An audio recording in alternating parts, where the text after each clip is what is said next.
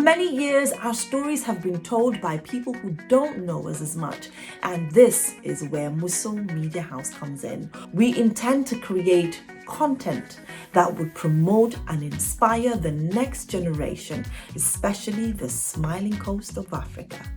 What we intend to do is to promote and inspire the next generation by telling the stories of icons and legends of Africa.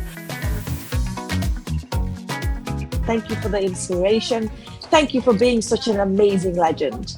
We salute you. I salute you. Gambia salute you. You are a legend. You are one of Africa's best. And I am proud to say Africa's got Babu Cisse, greatest of our time. David tells us a story about struggles, a story about ups and downs. Although bittersweet, David went on to do phenomenal things and continues to do so. Please welcome on Africa's God, David Jassy. Our narratives show how much impact various projects and events have had in the growth and depletion of our different environments. We have had a record of heavy downpours this year. Continuous rainfall has destroyed lots of major areas in the Gambia, such as Nemo, Sukuta, London Corner, to name a few. Houses, roads, bridges, and fields, such as the one we have here, have been critically affected. The rains has not only left an impact in the Gambia, but also in other parts of the world, like Senegal, Sudan, and Cambodia. For African communities, education can increase long-term development, cause greater social cohesion, and increase social mobility. You have, lawyers, doctors, teachers, bankers that have come out of Starfish and graduated and are helping their families and are helping their communities. Instead of trying to convince people in words, today I'm sure you have met all of them, and any parent would look at them and say, I want that. And younger people are also looking at them and saying, I want to grow up to be like that. Starfish International's story, as narrated by its mentors, has shown the impact various projects have had on its educational growth.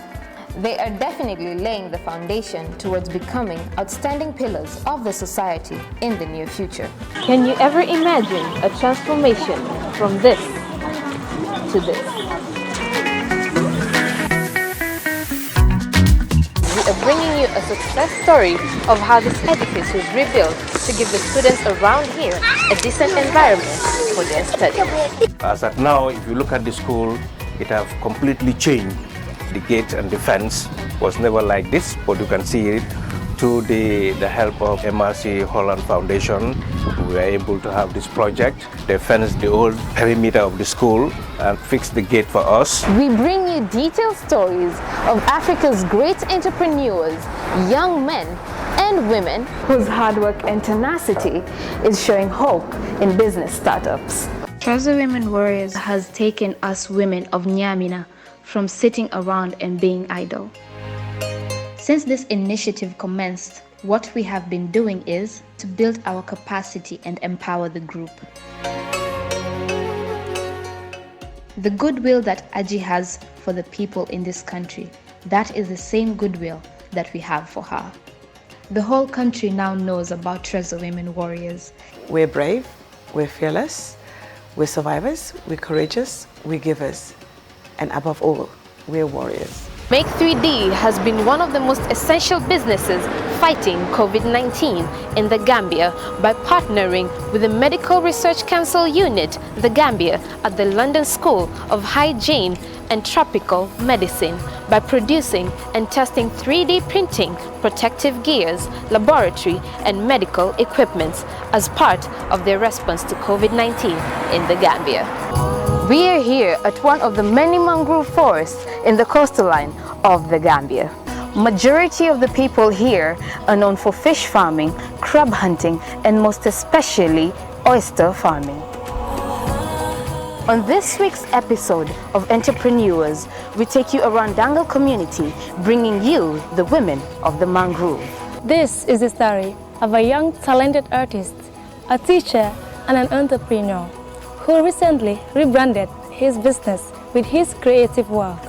Zina creates amazing artwork mostly painting, commission portrait, and is currently working on moving to a more permanent workshop to better showcase his designs to the public.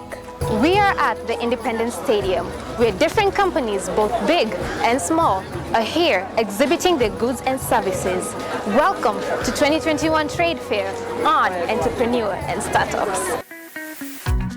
We connect to the next generation as we bring a spotlight on exceptional people doing exceptional things yet not celebrated on Unsigned Hype. Musso Media House puts a spotlight on amazing talented Africans around the globe. On this week's episode of Unsigned Hype, we speak to a young Gambian woman whose short creative videos has gained a lot of attention on social media. Musso Media House introduces Tida Joe. This is an example of a young African doing everything to give his talent to the world. Let's meet Suleimani, a young Gambian putting his name on the African map with his music.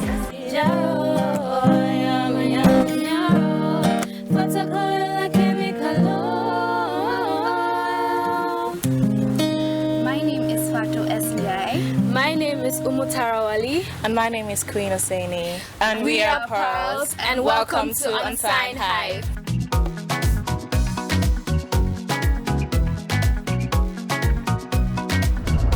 We at Musso Media House tour cities around Africa, bringing you detailed reports, both natural and man-made. My name is Yasin Koranting, and I'll be giving you stories from Ghana.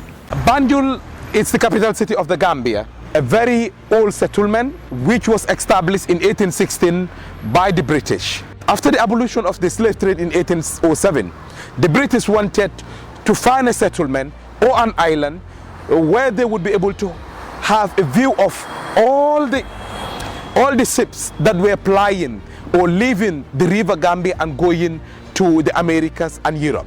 That was what led to the discovery of Banjul as an island.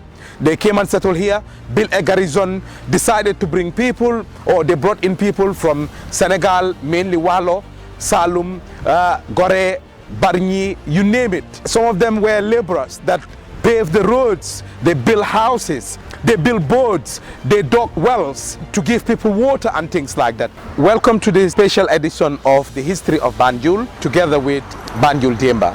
It has been 56 years since Gambia gained its independence. On this episode, we take a look at the journey thus far and the impact it's had on the smiling coast of Africa. The Gambia gained her independence on 18 February 1965. From British colonial rule, and became a republic within the Commonwealth on the 24th of April 1970. Independence means decolonization. That is, Gambians themselves took over the country in terms of governance. So for me, yes, we had republican status on 24th of April 1970, but we became independent in 1965, 18th of February. A lot of people talk about COVID doesn't exist, especially it's gone in the Gambia because of the heat and so on. I don't think that's the reality. The reality on the ground can be seen based on the figures that we've seen lately. We are too serious for that. Some of us have very, very important responsibilities that we do. If you see us leave those responsibilities and now being on this COVID duties for all this almost a year, if that is not real, then some serious problem must be there. Welcome to MMH Special. On this week's episode, we will be profiling Yasa Linjai. Let's get to meet her. Today, I'll take you for a ride, show you how I spend my day. Just one of those days, one of those crazy days of mine. We feature the actress, award-winning Mariama Koli. Mariama Koli is an inspiration to me and to many others. She is flying the Gambian flag as high as possible. Mariama aims to do more. Mariama wants to do more. And on tonight's show, we talk to Mariama about where it started, where it's going, and where she intends to be. We are at Denton Bridge, ready to go on board for TikTok boat cruise for the first time in the Gambia. We came up with this idea, this TikTok boat day cruise. So we found out that a lot of people were interested in it also. So this is a chance, an opportunity for all of us, TikTokers to know each other, meet each other, have a good day. Partner with Musso Media House so we can together tell the phenomenal stories of Africa.